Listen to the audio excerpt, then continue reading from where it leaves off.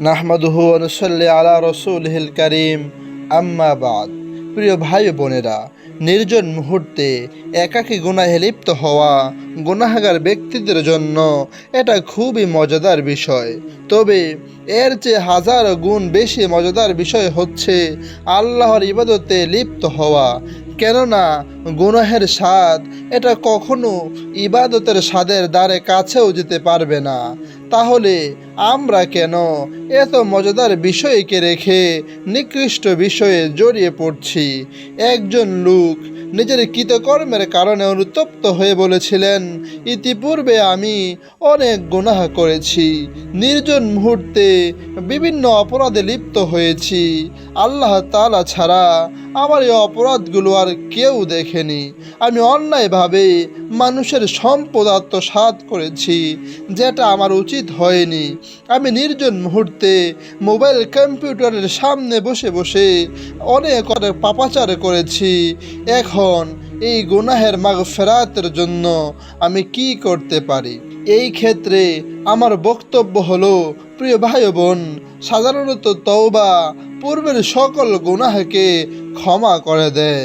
এখন আমি আপনাকে এই ক্ষেত্রে ভিন্ন কিছুর উপদেশ দিতে চাচ্ছি। আমার উপদেশ হচ্ছে, আপনি আল্লাহকে ভিন্ন কিছু করে দেখান।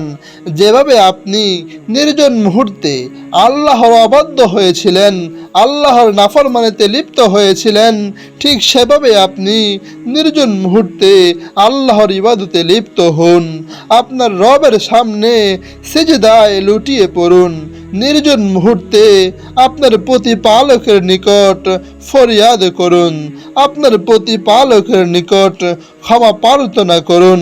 আল্লাহ তাআলা তো বলেছেন, ইন্নাল হাসানাতি ইউযহিবিনাস সাইয়্যাত, নিশ্চয়ই ভালো কাজ গুনাহকে মুছিয়ে দেয়, নিশ্চয়ই ভালো কাজ মন্দ কাজকে দূরীভূত করে দেয়। আপনি গোপনে বেশি বেশি করে দান সাদকা করুন।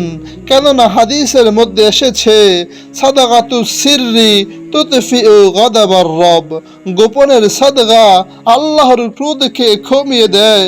আমাদের বড় বড় উলামায়ে কেরামগণ গোপনে দান সাদকা করতে ভালোবাসতেন। ইবাদতের ক্ষেত্রে তারা এতটাই গোপনীয়তা অবলম্বন করতেন যে তাদের ইবাদত সম্পর্কে তাদের স্ত্রী সন্তানরাও জানতেন না।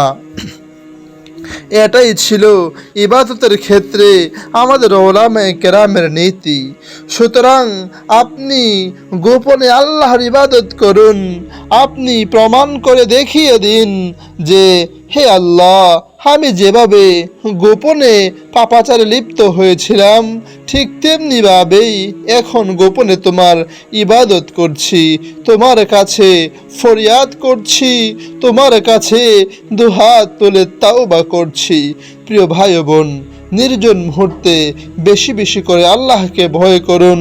সূরা মুলকের 12 নম্বর আয়াতে আল্লাহ তাআলা বলেছেন, ইন্নাল্লাযীনা ইয়াখশাউনা রাব্বাহুম বিল গায়ব লাহুম মাগফিরাতু ওয়া আজরুন কাবীর, নিশ্চয়ই যারা তাদের প্রতিপালককে না দেখে ভয় করে তাদের জন্য রয়েছে ক্ষমা ও মহা প্রতিদান।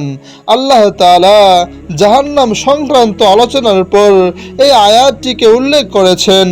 অর্থাৎ আল্লাহ তাআলা বোঝাতে চাচ্ছেন, যারা নির্জন মুহূর্তে আল্লাহ তাআলাকে না দেখেও ভয় করে তারা জাহান্নাম থেকে মুক্তি পাবে।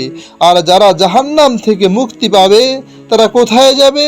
নিশ্চয়ই তারা জান্নাতে যাবে। সুবহানাল্লাহ। আপনি কি মনে করেন তাদেরকে শুধুমাত্র একটি জান্নাত দেওয়া হবে?